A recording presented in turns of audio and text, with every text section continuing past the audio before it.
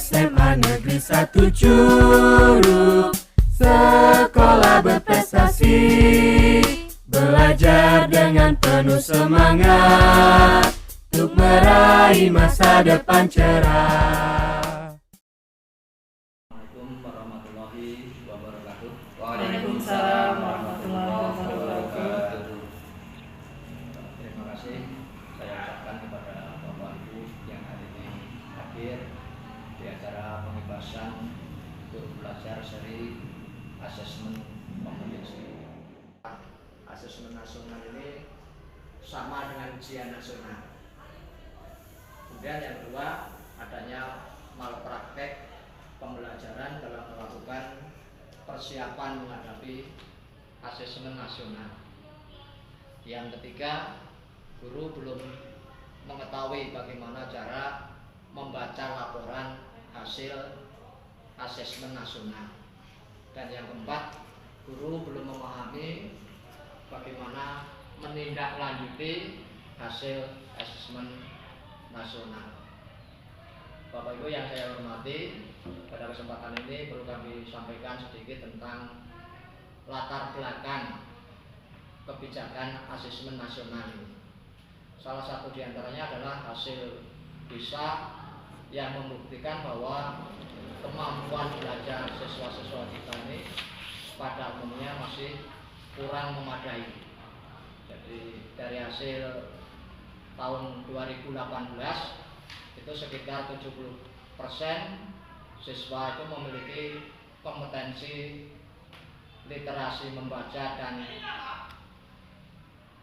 numerasi itu masih di bawah minimum. Jadi stagnan 10-15 tahun terakhir ini itu pada peringkat yang terendah. Menanggapi kondisi itu Bapak Ibu, maka perlu adanya reformasi asesmen yang dilakukan untuk mendorong peningkatan kualitas pembelajaran. Perlu adanya pemetaan mutu pendidikan secara menyeluruh. Oleh sebab itu dijadwalkan oleh Kementerian Pendidikan dan Kebudayaan pada tahun 2021 ini akan diadakan AKM yang jadwal semula itu di bulan Maret, tapi berita terakhir itu diundur lagi di bulan September atau Oktober yang akan datang. Bapak Ibu yang saya hormati, dalam hal ini asesmen nasional itu diterapkan untuk mengevaluasi kinerja dan juga mutu sistem pendidikan. Nantinya hasil asesmen nasional itu tidak memiliki konsekuensi apapun pada pencapaian proses belajar siswa, namun justru akan memberikan umpan balik untuk tindak lanjut pembelajaran dan kompetensi siswa. Perlu saya sampaikan apa yang menjadi pentingnya asesmen nasional ini. Peningkatan mutu sistem pendidikan ini tidak hanya berorientasi pada pencapaian siswa dalam menguasai materi pelajaran dan juga nilai ujian akhir apapun sebutannya. Keberhasilan sistem pendidikan lebih difokuskan pada pencapaian kompetensi siswa yang meliputi pengetahuan, keterampilan, dan sikap. Terlebih pada era transformasi pendidikan abad ke-21 ini, Bapak Ibu, harus perubahan menuntut siswa kita menguasai berbagai kecakapan hidup yang esensial untuk menghadapi berbagai tantangan, khususnya memiliki kecepatan belajar untuk berinovasi, kecakapan menggunakan teknologi informasi, dan kecakapan hidup untuk bekerja dan berkontribusi pada masyarakat. Pertanyaannya adalah bagaimana cara mengukur kompetensi siswa tersebut. Ya, salah satu diantaranya ya menggunakan asesmen nasional ini, Bapak Ibu. Asesmen nasional ini diberlakukan nanti sebagai salah satu alat ukur untuk mengetahui ketercapaian kompetensi yang harus dikuasai oleh siswa. Asesmen nasional tidak hanya memotret hasil belajar kognitif siswa saja, tetapi juga memotret hasil belajar sosial emosional.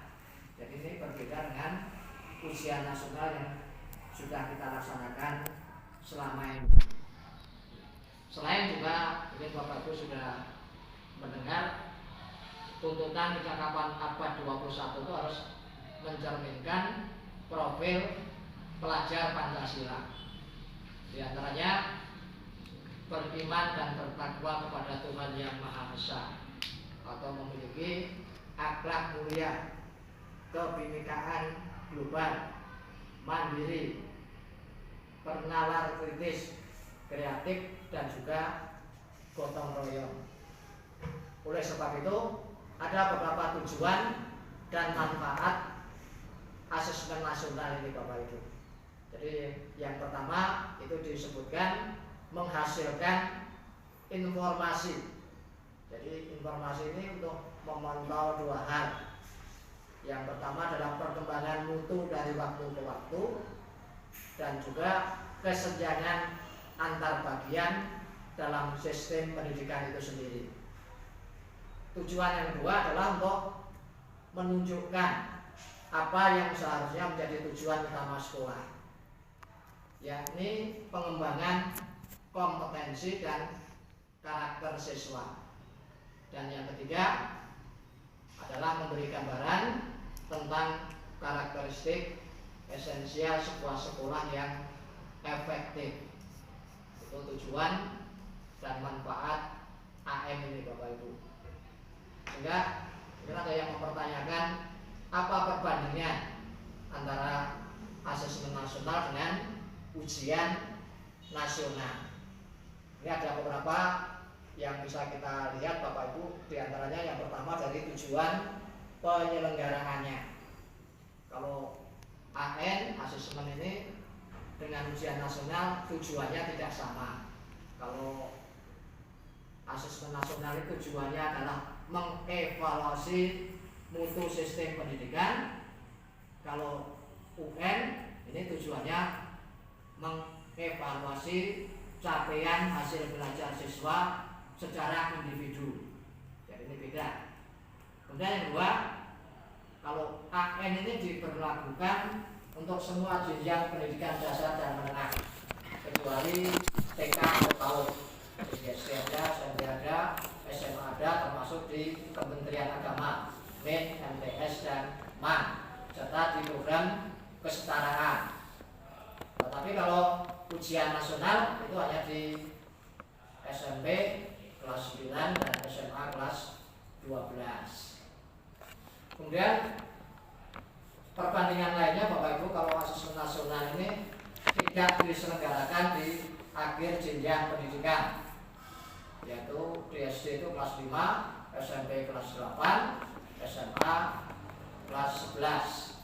Tetapi kalau ujian nasional itu dilakukan di akhir program pendidikan karena sebagai salah satu syarat kelulusan. Kemudian kalau kita lihat dari aspek pelaksanaan, Bapak Ibu, AN ini menggunakan metode survei, artinya tidak seluruh siswa dilibatkan. Tetapi kalau ujian nasional itu seluruh siswa kelas 9 SMP dan kelas 12 SMA itu semuanya wajib mengikuti ujian nasional. Kemudian modal soal asesmen juga berbeda. Kalau AN ini soalnya lebih bervariasi, mulai dari pilihan ganda kompleks, menjodohkan, isian singkat, dan uraian. Jadi lebih bervariasi soalnya. Kemudian komponen yang diukur dalam asesmen nasional ini adalah literasi membaca dan numerasi. Jadi bukan mata pelajaran tertentu. Dan ini juga lintas minat. Jadi yang diukur adalah kompetensi mendasar atau minimum yang diperlukan individu untuk hidup secara produktif di masyarakat. Bapak Ibu yang saya hormati, sehingga nanti Bapak Ibu bisa menyimpulkan apa asesmen nasional ini hanya semata menggantikan ujian nasional.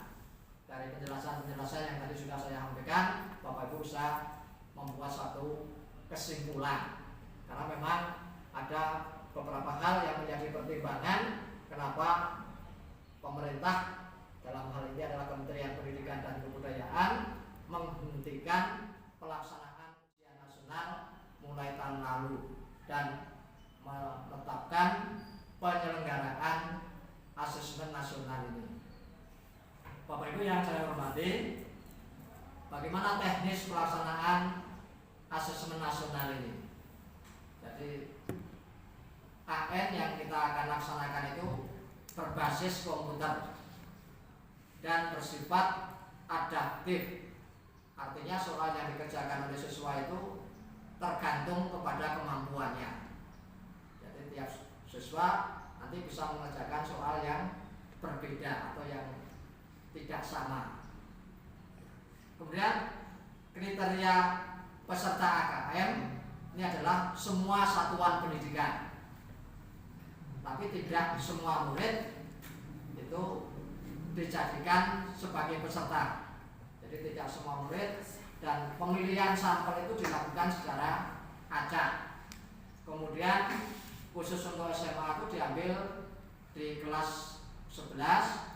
Kemudian setiap peserta mengerjakan tes literasi, survei karakter, tes numerasi, dan survei lingkungan belajar. Bapak Ibu yang saya hormati, kalau kita lihat dari pelaksanaan ini berbeda. Kalau ujian nasional itu berlangsung selama 4 hari, AN itu hanya berlangsung selama 2 hari. Jadi hari pertama itu mengerjakan tes literasi selama 90 menit dan survei karakter 30 menit. Hari kedua mengerjakan soal numerasi 90 menit, mengerjakan survei lingkungan belajar 30 menit. Jadi jumlahnya itu 120 menit. Bapak Ibu yang saya hormati, maka di sekolah ini diminta untuk menyiapkan sarana prasarana untuk pelaksanaan asesmen ini minimal 15 unit komputer, dengan asumsi sekolah itu bisa nanti menyelenggarakan asesmen dalam 3 sesi. Per sesi itu 15 orang. Jadi kalau kali 3 sesi berarti 45 orang, dan disediakan sebagai cadangan itu 5 orang. Jadi kalau jumlah komputer kita itu 45, berarti kita cukup melaksanakan dalam 1 sesi. Juga perlu kami sampaikan Bapak Ibu, yang mengerjakan soal asesmen nasional itu tidak hanya murid, tetapi juga kepala sekolah dan juga guru. Hanya jadwalnya tentu tidak sama dengan jadwal yang dikerjakan oleh siswa kita. Timbul pertanyaan, kenapa tidak semua siswa itu dilibatkan di dalam pengerjaan asesmen nasional ini? Kemudian juga bagaimana pemilihannya? Tadi sudah kami singgung di bagian awal, apa tujuan daripada pelaksanaan asesmen nasional ini. Kalau kita bandingkan dengan penilaian yang dilakukan secara individu, itu menjadi hak mutlak daripada pendidik atau guru. Tapi untuk pemetaan itu dilakukan melalui asesmen nasional. Jadi ini cara untuk memotret dan memetakan mutu sekolah dalam sistem pendidikan kita secara keseluruhan, sehingga tidak perlu nanti semua siswa itu menjadi peserta.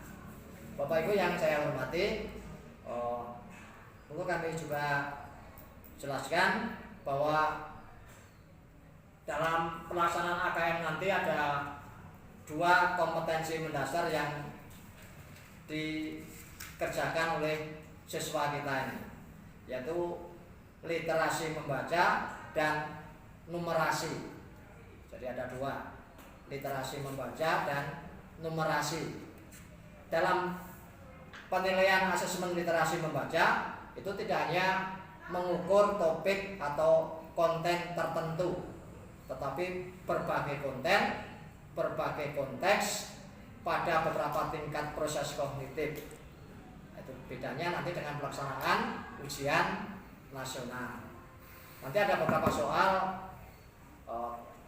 gambar, ada teksnya, kemudian Bapak Ibu nanti bisa latihan membuat butir soal berdasarkan teks atau gambar tersebut. Bapak Ibu yang saya hormati, dalam pelaksanaan ini perlu kami juga sampaikan sedikit kepada Bapak Ibu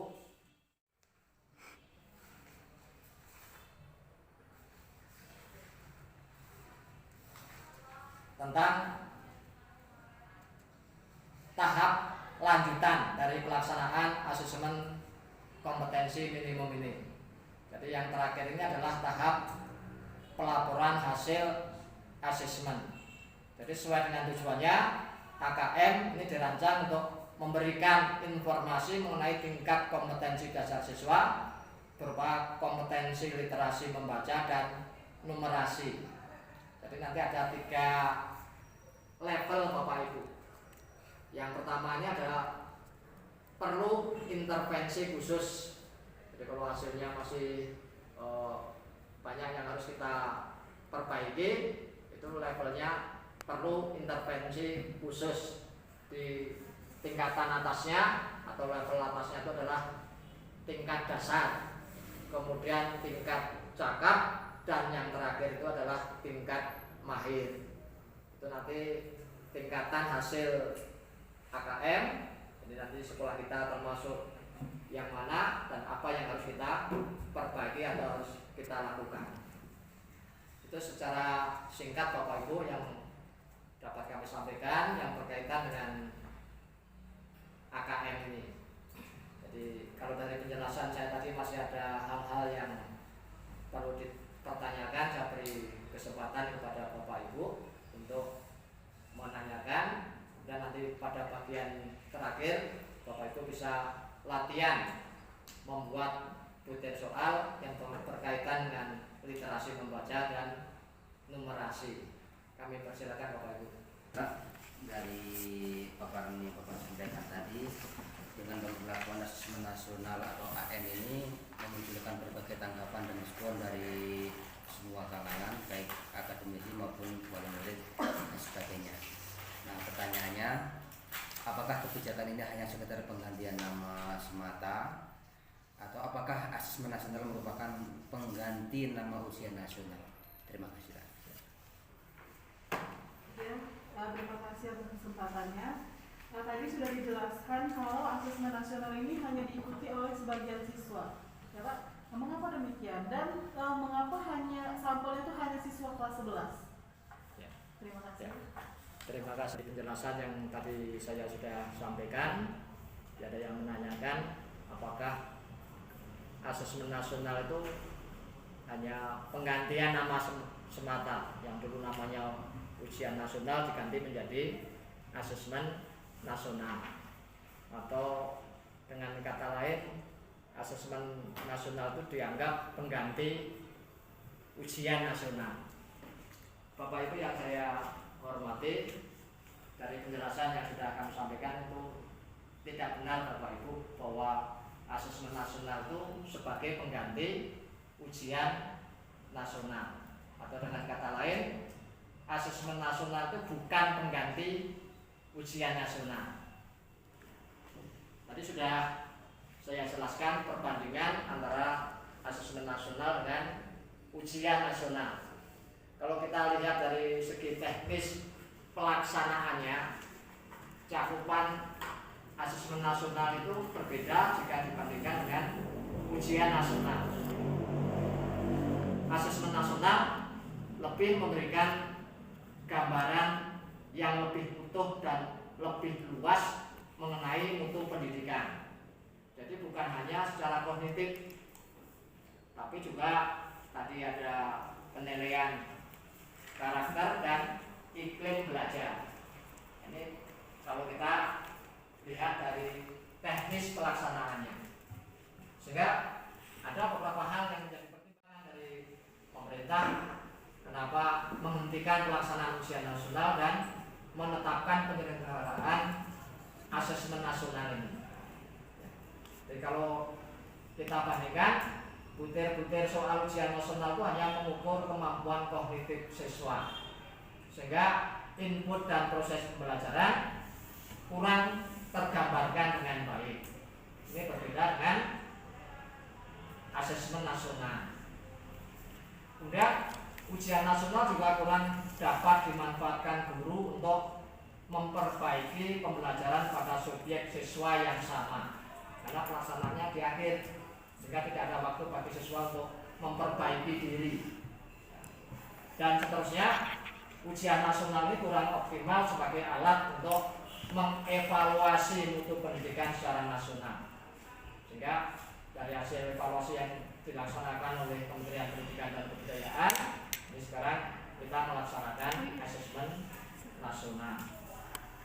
Tadi ada pertanyaan dari Bu Ira, mengapa asesmen nasional ini hanya diikuti oleh sebagian siswa, tidak seluruh siswa mengikuti seperti pada ujian nasional. Dan tadi yang mengikuti asesmen nasional itu adalah kelas 11 dan ditunjuk secara acak. Jadi jumlah pesertanya itu kira ada 45 siswa dan 5 siswa sebagai cadangan. Di totalnya ada 50 orang. Ya, pesertanya. Perlu kami jelaskan kaitan dengan tujuan dan fungsi asesmen nasional itu tidak digunakan untuk menentukan kelulusan, untuk menilai prestasi siswa sebagai individu. Evaluasi hasil belajar individu itu sepenuhnya menjadi kewenangan pendidik, kewenangan guru. Bisa melalui ulangan harian, penugasan, penilaian tengah semester dan penilaian akhir semester. Jadi pemerintah melalui asesmen nasional ini melakukan evaluasi sistem. Jadi yang dievaluasi itu adalah sistemnya Bapak Ibu. Jadi ini cara untuk memotret dan memetakan mutu sekolah dan sistem pendidikan secara keseluruhan. Oleh sebab itu, tidak semua siswa perlu menjadi peserta dalam asesmen nasional ini. Yang diperlukan itu adalah informasi sampel yang mewakili populasi siswa di setiap sekolah pada jenjang kelas yang menjadi target dari asesmen nasional. Kalau tadi Bu Ira menanyakan kenapa sampel yang dipilih ini kelas 11, karena hasil asesmen nasional itu diharapkan menjadi dasar dilakukannya perbaikan pembelajaran. Jadi kalau di SD itu kelas 5, kalau di SMP itu kelas 8, di SMA itu kelas 11. Ini dimaksudkan agar siswa yang menjadi peserta asesmen nasional itu dapat merasakan perbaikan pembelajaran ketika mereka masih berada di sekolah tersebut. Selain itu, asesmen nasional juga digunakan untuk memotret dampak dari proses pembelajaran di setiap satuan pendidikan. Jadi sekolah ini pada intinya dapat dikatakan telah berkontribusi pada hasil belajar yang diukur dalam asesmen nasional. Itu yang dapat kami berikan jawaban atas pertanyaan Bapak dan Ibu. Karena waktu kita sangat terbatas, tadi sudah kami berikan bahan kepada Bapak Ibu, teks dan gambar yang bisa Bapak Ibu gunakan untuk latihan membuat soal literasi membaca dan nanti soal numerasi. Perlu diketahui bahwa teks bacaan yang Bapak Ibu pilih ini sesuaikan dengan level kompetensi siswa yang diampu. Jadi pilih salah satu kompetensi yang Bapak Ibu ingin kembangkan dan evaluasi. Kemudian coba dibuat 30 soal dengan bentuk yang berbeda-beda berdasarkan teks yang Bapak Ibu pilih tadi. Jadi yang perlu kami tekankan, pertanyaan yang dikembangkan ini dasarnya adalah kompetensi, bukan hafalan materi. Jadi bisa memberikan kesempatan kepada siswa untuk terus mengembangkan kemampuan dasar literasinya dalam pembelajaran. Itu Bapak Ibu yang dapat kami sampaikan. Terima kasih atas segala perhatiannya. Jadi kami harapkan nanti Bapak Ibu juga bisa mengimbaskan kepada Bapak Ibu guru yang lain. Terima kasih. Mohon maaf atas segala kekurangan. SMA Negeri 1 Curug, sekolah berprestasi, belajar dengan penuh semangat untuk meraih masa depan cerah. Tak kenal lelah, terus maju. Imtak dan Iptek nomor 1. Kegiatan eskul banyak di sini untuk meraih potensi siswa.